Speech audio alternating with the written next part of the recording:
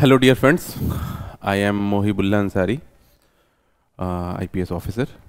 I am here to help you out with जो भी मेरे पास नॉलेज है थोड़ा मोड़ा मैं चाहता हूँ ताकि सबके पास शेयर कर पाऊँ। जो भी मैंने मेंस में मैंने यूपीएससी में 5 मेंस दिए हैं और 5 में से मैंने 4 मेंस क्वालिफाई किया है और 4 इंटरव्यू दिए हैं।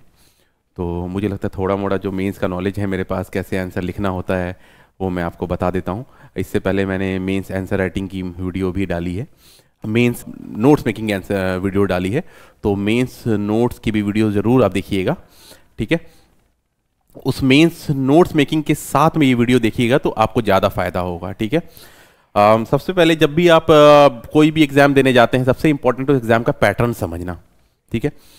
तो एग्ज़ाम में एक माइंडसेट से जाना पड़ेगा कि भाई मैं ऐसे ऐसे एग्ज़ाम को अप्रोच करूँगा। उस एग्ज़ाम में सबसे पहले अप्रोच करने से पहले सबसे इंपॉर्टेंट है कि उसके पहले उसका कंटेंट तैयार होना। वो कंटेंट कैसे तैयार होना है ये मैंने मेंस नोट्स मेकिंग में बता दिया है। मेंस में अब उस नोट को कैसे यूटिलाइज करना है मैं इसमें बताऊंगा। तो दोनों वीडियोस देखना आपके लिए कंपलसरी है, ठीक है। अब मान लीजिए आप एग्जाम में जाते हैं, अब एग्जाम का पैटर्न समझना जरूरी है, ठीक है। मैं एग्जाम का पैटर्न समझा देता हूं। बीपीएससी मेंस का पैटर्न क्या है। बीपीएससी एग्जाम में 3 सेक्शन होते हैं, section A, section B, section C, ठीक है। इसमें आते हैं 5 क्वेश्चन जो 38 मार्क्स के होते हैं। फिर आता है एक लॉन्ग क्वेश्चन जो 38 मार्क्स का होता है, एक और लॉन्ग क्वेश्चन आता है जो कि 38 मार्क्स का होता है, ठीक है। सेम इसमें होता है 5 क्वेश्चंस, एक क्वेश्चन जो 38 मार्क्स का होता है, एक क्वेश्चन जो 38 मार्क्स का होता है, एक और क्वेश्चन जो 38 मार्क्स का होता है। सेक्शन सी में एक क्वेश्चन होता है 36 मार्क्स का, एक क्वेश्चन होता है 36 मार्क्स का। ये कितना हो गया 72, ये कितना हो गया 114, ये कितना हो गया 114, ठीक है।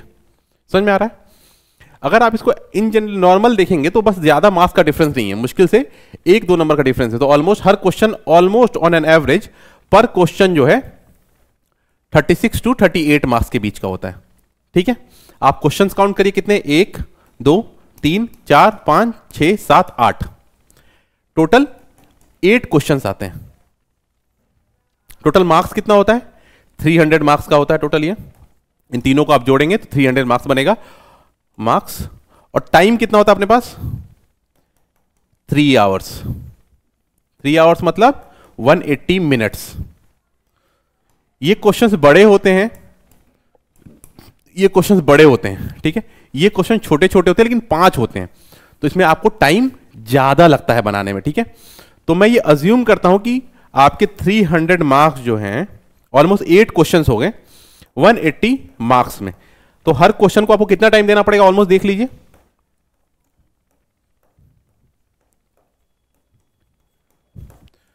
हर क्वेश्चन पे आपको ऑलमोस्ट 22.5 मिनट देना है, ठीक है। मैं ये अज्यूम करता हूं कि आप हर क्वेश्चन में 20-20 मिनट दें, ठीक है, ताकि आपका मार्जिन हो, ठीक है। 20 मिनट इसको, 20 मिनट इसको, ठीक है। सेक्शन सी को ये कितना हो गया 40 मिनट्स। इसमें 20-20 मिनट देंगे, ये कितना हो गया, इन दोनों क्वेश्चन को 20 मिनट देंगे, 20 मिनट देंगे, कितना हो गया 40 मिनट्स। इन दोनों क्वेश्चन जो बड़े बड़े क्वेश्चन को 20-20 मिनट देंगे तो ये कितना हो गया 40 मिनट्स। कितने हो गए 40 80 120। ये बड़े बड़े क्वेश्चंस को आपको 20-20 मिनट देना है, ठीक है। अब बच गया आपके पास 180 में 120 मिनट जा चुके हैं आपके। अब आपके पास बच गया कितना 1 आवर 60 मिनट 60 मिनट बच गया। इस 60 मिनट को इन दोनों क्वेश्चंस में डिवाइड करना है। तो हाफ एन आवर 30 मिनट इस क्वेश्चन को दीजिएगा आप और 30 मिनट इस क्वेश्चन को, ठीक है, जहां पे 5-5 क्वेश्चन है। तो हर क्वेश्चन पे कितना आप मिनट दे रहे हैं 6 मिनट। आप समझ गए मैंने क्या बताया। इसमें भी हर क्वेश्चन को 6 मिनट। ये बहुत जरूरी है कि आप टाइम मैनेजमेंट एग्जाम में करें। एग्जाम में बहुत ज्यादा चांस है कि आपके क्वेश्चन छूट जाएंगे।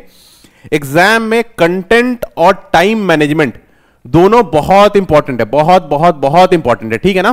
अब मैं दोबारा से ये चीज बता देता हूं किसमें कितना मिनट देना है, मैंने आपको कैलकुलेशन करके समझा दिया है।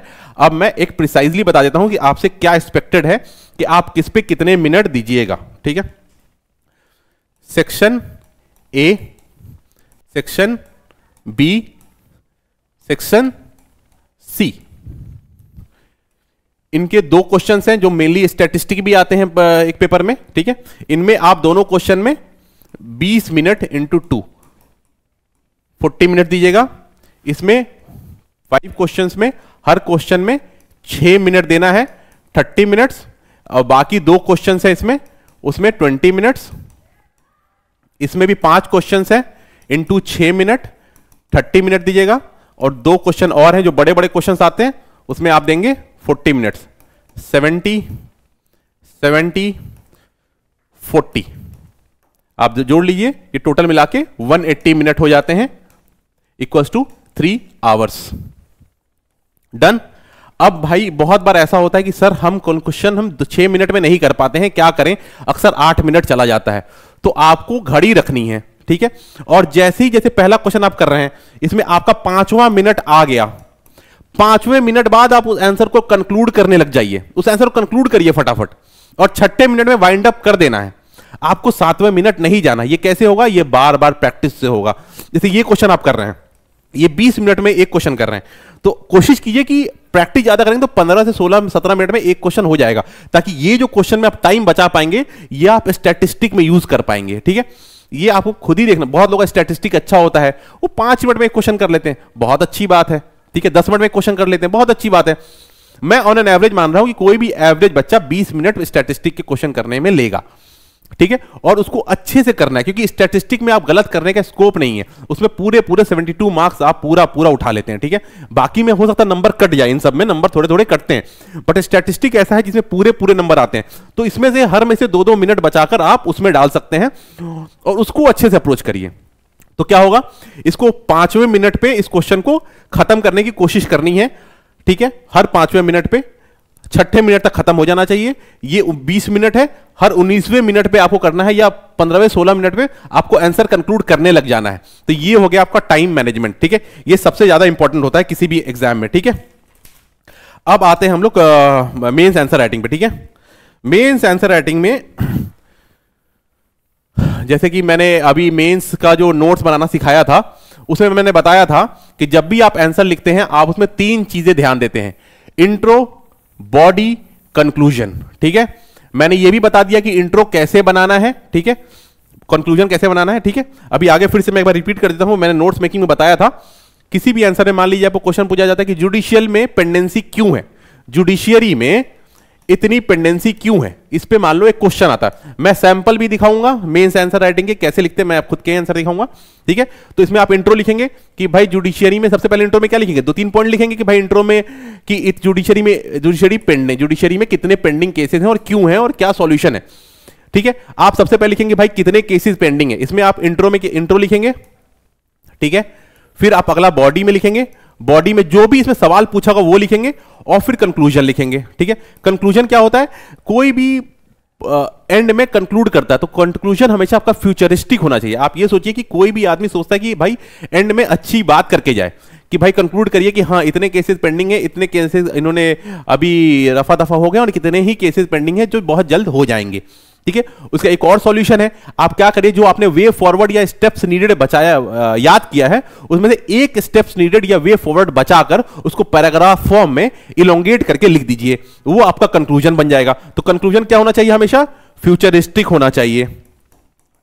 ये मैंने बता दिया आपको। ठीक है, इसमें आप क्या कर सकते हैं, एसडीजी यूज कर सकते हैं। ठीक है, एसडीजी आपको याद है ना, सस्टेनेबल डेवलपमेंट गोल्स, या फिर कोई आर्टिकल यूज कर सकते हो, सेक्शन यूज कर सकते हैं, कोई आर्टिकल यूज कर सकते हैं, कोई डीपीएसपी यूज कर सकते हैं कि भाई डीपीएसपी में ये कहा गया है अपने को कि ये अटेन करना है। ठीक है, इसलिए ये चीज हम कर रहे हैं और हमें उम्मीद है कि हम डीपीएसपी अटेन कर लेंगे। ये क्या होगा, फ्यूचरिस्टिक कंक्लूजन हो गया। ठीक है, इंट्रोडक्शन में क्या क्या कर सकते हैं आप। ठीक है, अब मैं एक एक करके तीनों पार्ट को कवर कर लेता हूं। ठीक है, आपको कंक्लूजन बता दिया मैंने, कंक्लूजन कैसे लिख सकते हैं। कंक्लूजन हमेशा फ्यूचरिस्टिक होना चाहिए, ताकि आगे आदमी को दिखे कि भाई इसका कोई पॉजिटिव बात हो, ऑप्टिमिस्टिक बात करनी है कंक्लूजन में। ठीक है, अब पहला आता है इंट्रो में।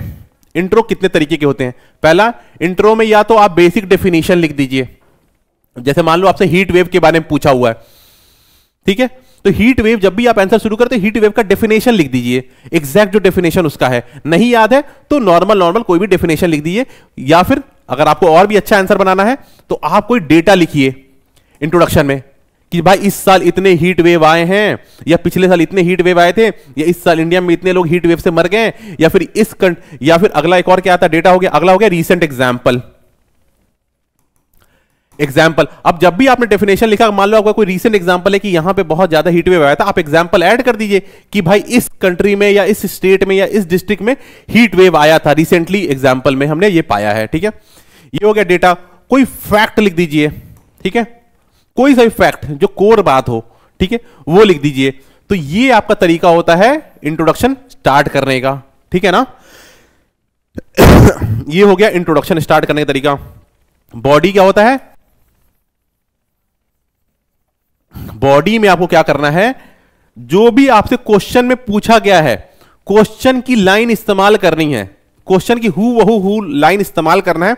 बहुत बार क्या होता है, हम आंसर लिखते हुए भटक जाते हैं। जैसे आप बहुत लोग दोस्त बैठे होंगे, बात करते हैं कुछ और बात करते करते कहीं और पहुंच जाते हैं, है ना।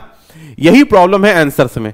आप आंसर शुरू करते हैं कहीं और लिखते लिखते कहीं और पहुंच जाते हैं, और आप बिल्कुल ही खो देते हैं कि भाई आंसर को बिल्कुल खो देते हैं, आप उस आंसर के कोर को पकड़ के नहीं रखते हैं। ये बहुत बड़ी प्रॉब्लम है कि जो पूछा है वो नहीं लिखते हैं और फालतू बातें लिखने लग जाते हैं। जो आपको पता है वो लिखते हैं, जो पूछा है वो नहीं लिखते हैं। उसका बेस्ट सॉल्यूशन क्या है कि भाई आपसे जो पूछा गया वही लिखने के लिए, कि जो पूछा गया वही लाइन आपको आंसर में यूज कर लेना है, ठीक है। मैं वो करके दिखाऊंगा कैसे यूज करना है, ठीक है।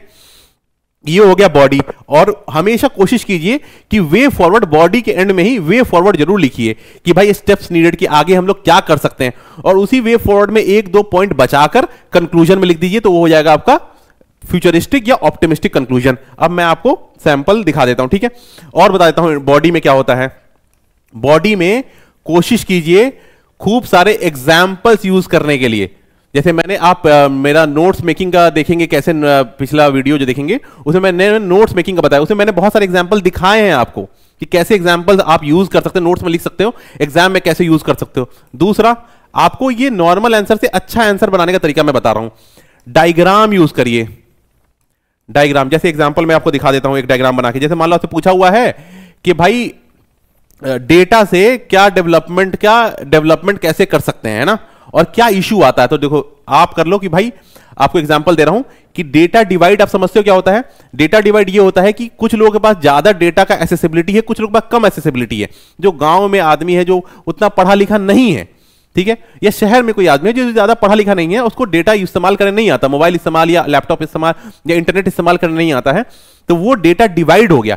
कुछ को डेटा इस्तेमाल करने ज्यादा आता है, कुछ के पास ज्यादा डेटा है, कुछ के पास कम डेटा है, ठीक है, और यह इस्तेमाल करने की कैपेसिटी उसकी कम है, ठीक है।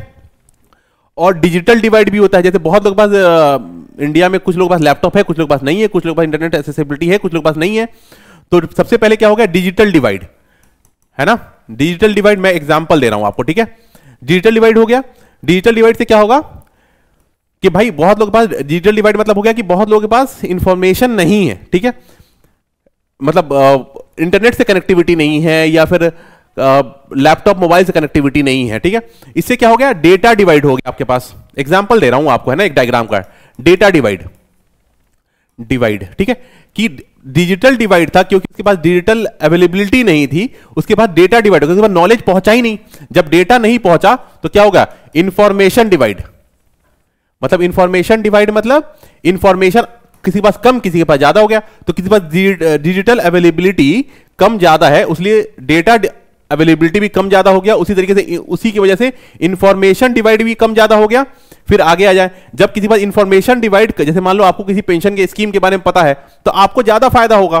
तो किसी पास ऑनलाइन अवेलेबिलिटी है तो वो ज्यादा फायदा उठा पाएगा। जैसे मान लो आपको पासपोर्ट बनवाना है, किसी पास लैपटॉप है, किसी के पास नहीं है, किसी पास इंटरनेट है, किसी के पास नहीं है, तो उसके पास अवेलेबिलिटी कम हो गई, किसी के पास ज्यादा हो गई, इसलिए किसी के पास डेटा कम हो गया, किसी के पास ज्यादा हो गया।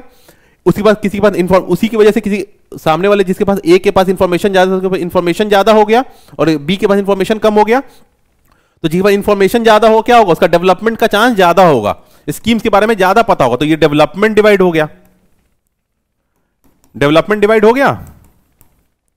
जब ये डेवलपमेंट डिवाइड हो गया तो आप देखो कि जिसके पास जो ज्यादा डेवलप हो गया उसके बाद फिर से क्या होगा, वो डिजिटली और ज्यादा कनेक्टेड होगा। तो ये देखो, ये एक साइकिल बन गया। आप देख रहे हो, ये एक डायग्राम का एक एग्जाम्पल है जो आप एग्जाम में बना सकते हो। ठीक है ना, ठीक है। और जब भी कभी आप डायग्राम या कोई फिगर या कोई फ्लो चार्ट बना रहे हो ना, एग्जाम में आप फ्लो चार्ट भी बना सकते हो। ठीक है, फ्लो चार्ट, डायग्राम, इंडिया का मैप बनाइए। ठीक है, आप लिख लीजिए मैं जो जो बता रहा हूं। ठीक है, क्या क्या आप एग्जाम्पल में अपने आंसर को अच्छा बनाने के लिए क्या कर सकते हैं। आप आंसर को अच्छा बनाने के लिए डायग्राम डाल सकते हैं, मैप डाल सकते हैं, जैसे डायग्राम मैंने अभी आपको बनाकर दिखाया, फ्लो चार्ट बना सकते हैं, एग्जाम्पल्स डाल सकते हैं। ये आपको आंसर को थोड़ा यूनिक बनाएगा, थोड़ा अलग बनाएगा बाकी के आंसर से। ठीक है ना, नॉर्मल आंसर से थोड़ा अलग आपके आंसर दिखेंगे। ठीक है ना, articles, schemes, DPSP, sustainable development goals, इन सबको जब आप कोट करेंगे ना तो आपके आंसर की वैल्यू बढ़ जाती है। ठीक है, बेटर आंसर बनता है। ठीक है ना, ठीक, ये हो गया आपके बॉडी का पार्ट। कंक्लूजन में आपको बता चुका हूं। ठीक है, अब मैं आपको सैंपल दिखाता हूं आप कैसे आंसर्स को अच्छा बना सकते हैं। ठीक है, एक एग्जांपल ये है।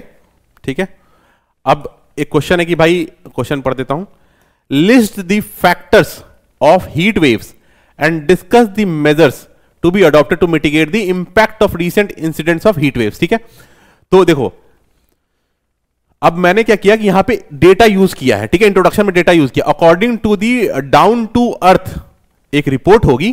ठीक है, या एक मैगजीन होगा most probably, 1 degree rise of temperature can result in loss of 69 lives per day. Writing में मत जाइए, राइटिंग खराब तो है ही। ठीक है, आप कोशिश कीजिए आपकी राइटिंग अच्छी हो। ठीक है, ये क्या हो गया, एक डेटा हो गया। ये मेरे नोट्स में होगा, मैंने जैसे ही देखा मुझे याद आ गया, मैंने लिख दिया। ठीक है, ठीक है ना, ये मैंने देखो इंट्रोडक्शन लिख दिया। इंट्रोडक्शन मैंने कैसे यूज किया है, आप इसमें किसी तरीके से स्टार्ट कर सकते थे, मैंने डेटा से इस्तेमाल किया है। ठीक है, तो डेटा से क्या होता है, आंसर और कॉन्क्रीट आंसर बनता है। ठीक है, अब देखो मैंने क्या किया, यहां पे लिखा है दी पैरामीटर्स ऑफ हीट वेव्स। ठीक है, the factors of heat wave, parameter, यहां पे क्या लिखा, list the factors of heat wave, है ना। ये क्वेश्चन की लाइन मैंने उठा के यहां लिख ली। ठीक है, अब मैंने जो भी उसके पैरामीटर्स हैं वो मैंने लिख लिया। ठीक है, फैक्टर्स रिस्पॉन्सिबल। अब देखो उसका अगला क्या है, discuss the measures to be adopted to mitigate heat wave, impact of heat waves. ठीक है, ये मैंने पहले इसके फैक्टर्स लिख लिए, एकदम लाइन इस्तेमाल करनी है बिल्कुल क्वेश्चन की, the factors of heat wave, और फिर उसके 4-5 फैक्टर जो भी उसको आपको लिख देना है। ठीक है, फैक्टर्स रिस्पॉन्सिबल, देख रहे हो सेम जो पूछा है। ठीक है, अब आगे लिख दो, climate change, heat island effect, urban island effect, deforestation, vicious cycle. देखो देखो यहां पे अगर आप देखोगे मैंने एक डायग्राम बनाया हुआ, अगर आपको दिख रहा है, एक क्लाइमेट चेंज, उससे ग्लेशियर मेल्ट होगा, उससे अल्बेडो कम होगा, उससे टेम्परेचर राइज होगा, फिर क्लाइमेट चेंज होगा। तो एक तरीके क्या हो गया, विशियस साइकिल बन गया। क्लाइमेट चेंज से ग्लेशियर मेल्ट हुआ, ग्लेशियर मेल्ट से अल्बेडो हुआ, कम हुआ, उससे टेम्परेचर राइज हुआ, फिर क्लाइमेट चेंज। तो ये एक विशियस साइकिल। देखो यहां पे मैंने एग्जाम्पल भी दिया हुआ है, अगर आप देखोगे, weak monsoon this year in Bihar, देख रहे हो आप एग्जाम्पल, जैसे एग्जाम्पल देख रहे हो, यहां एग्जाम्पल है, carbon dioxide absorbs the long wavelength radiation heating atmosphere. Examples quote करिए खूब सारे। ठीक है, ये फैक्टर्स होगा जब भी आप आंसर लिखे। देखो क्वेश्चन की लाइन यूज की है, यहां पे आप पॉइंट 1 2 3 4 5 6, मैं इसमें नहीं दिया हुआ, आप जरूर दीजिए। ठीक है, ठीक है, अब देखो इसमें क्या लिखा हुआ है, मेजर्स टू बी अडॉप्टेड।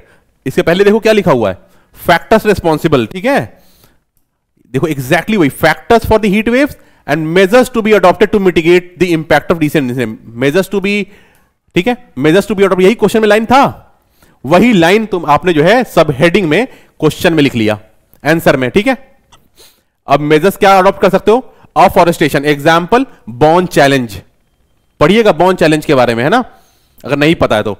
अगला है implement Glasgow promises by all nations achieving zero emission.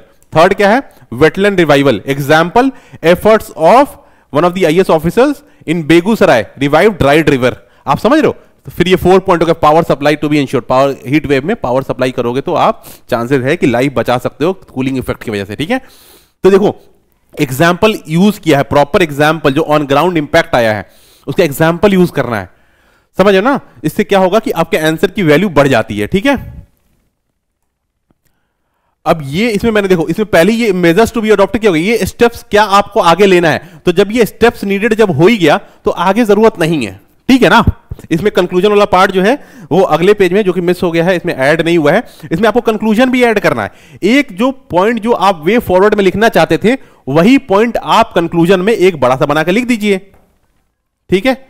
DPSP, SDG, इन सब के सेक्शंस, आर्टिकल्स और नंबर यूज कर लीजिए कि भाई इस एसडीजी में ये कहा गया है या इसमें ये कहा गया है, ये डीपीएसपी में ये कहा जाता है ना, तो उससे आप करके आप यहां पे कंक्लूजन कर सकते हैं, ठीक है। ये एक आंसर का एग्जांपल दिया जहां पे डायग्राम भी यूज हुआ है, आप एग्जांपल्स भी यूज हुए हैं, ठीक है ना। अब आ जाते हैं अगले क्वेश्चन पे। Extensive networking of computer system, particularly in the communally, racially and ethnically and other such sensitive areas, has increased the vulnerability to security threat attempts from the inimical elements. In this regard, what are the security challenges posed by the social media in the country in recent years? Suggest measures to address the challenge. ठीक है, अब देखो introduction देखो आप। India has 62 crore internet users, that is second after China. According to Microsoft, 72% of the Indians have come across fake news at least once, ठीक है।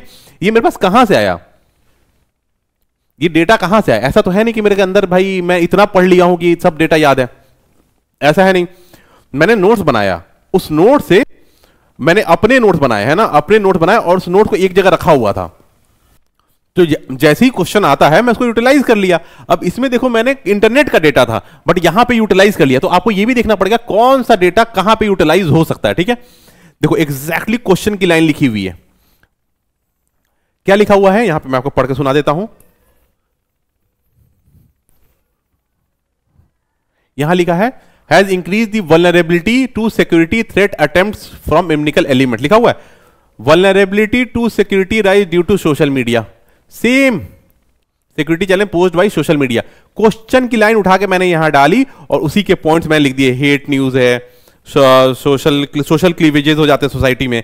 जैसे example देखो, एग्जाम्पल फिर मैंने यहां कोट किया है हेट न्यूज का, फेक न्यूज का, कि child lifter fake news in Maharashtra, उसमें न्यूज में आया होगा तो आप उसको कोट कर दीजिए, ठीक है। अगला है anti national elements, example use of social media to spread terrorist organisation like support to Taliban, ठीक है। देखो हर में जैसे मैंने लिखा है कि डिग्निटी ऑफ इंडिविजुअल्स, इसके अगेंस्ट भी सोशल मीडिया यूटिलाइज होता है। एग्जाम्पल आप बुली बाई एंड सुली डील्स, आप इसके बारे में पढ़िएगा, BULLI एंड SULLIDELS, ठीक है। बुली बाई एंड सुली डील, इसके बारे में पढ़िएगा, ये दोनों ऐप बनाए गए थे, ठीक है। तो इसको सोशल मीडिया को कैसे मिसयूज किया गया था उसका परफेक्ट एग्जाम्पल है, ठीक है। इसमें आप 1 2 3, ठीक है, social media use to spread policy texts, example देखो टूल किट यूज हुआ था सोशल मीडिया में, अगर आपको याद हो राइट में, तो social media to aggregate 10 situation, ठीक है। 10 सिचुएशन को एग्रीवेट करने के लिए सोशल मीडिया का मिसयूज किया गया, इंटरनेट का मिसयूज किया गया, एग्जाम्पल टूल किट का, ठीक है। तो ये आप समझ गए ना, ये एग्जाम्पल्स हैं। अब देखो इसमें मैंने लास्ट में क्या किया, स्टेप्स नीडेड लिख दिया कि क्या क्या स्टेप्स लेना चाहिए, 1 2 3 4, इसमें भी एग्जाम्पल यूज किया है। ऑनलाइन पीआईबी में जो है फैक्ट चेक करके सिस्टम आता है, आप वहां से यूज कर सकते हो, ठीक है ना। तो दिस इज हाउ यू, अब आगे देखो इसमें आपके देखो अब जब कंक्लूड, देखो ये आंसर हो गया स्टेप्स नीडेड में, ये 4 पॉइंट हो गए। अब कंक्लूजन में मैंने ये लिख लिया कि privacy to be ensured, example तो मैं इमरान खान जो प्रेसिडेंट थे, प्राइम मिनिस्टर थे वहां के पाकिस्तान के, उनका अकाउंट हैक हो गया था इमरान खान का, तो वो चीज आप न्यूज में यूज कर सकते हो, है ना, कि एग्जाम्पल देने के लिए कि प्राइवेसी हमको इंश्योर करना। तो इससे क्या होगा, आपका जब भी एग्जाम्पल यूज करोगे आपका आंसर अच्छा बनेगा। ट्राई टू यूज, देखो तो इसमें बेसिक अपन ने क्या सीखा आप लोगों ने, पहला इंट्रोडक्शन में कोशिश कीजिए डेटा देने का, दूसरा हेडिंग जब भी आप बनाएं उसके अंदर 4-5 पॉइंट दे, देखो कभी भी एक हेडिंग के अंदर में 4 से 6 पॉइंट देने की जरूरत है। आंसर बड़ा है 6 पॉइंट दीजिए, छोटा है 2-3 पॉइंट दीजिए, ठीक है। 4 point on an average is good, on an average 6 point दे दिया आपने, 6 पॉइंट में एग्जांपल्स ऐड कीजिए, डायग्राम ऐड कीजिए, ज्योग्राफी का आंसर होता तो मैं आपको मैप भी दिखाता, मैप यूज कीजिए, ठीक है ना। ये आपके आंसर्स की वैल्यू को बढ़ाते हैं, ठीक है। बाकी किसी डाउट के लिए आप जो है इन लोगों से ही कांटेक्ट कर लीजिएगा। बाकी आप कोशिश कीजिए कि आंसर को पॉइंट फॉर्मेट में लिखिए, हेडिंग और सब हेडिंग में जरूर लिखिए आंसर को। हेडिंग जैसे मैंने सब हेडिंग बना के आपको दिखाया हुआ था, जैसे मैं आपको दिखाता हूं हेडिंग सब हेडिंग, मतलब मैं क्या कहना चाह रहा हूं आपको।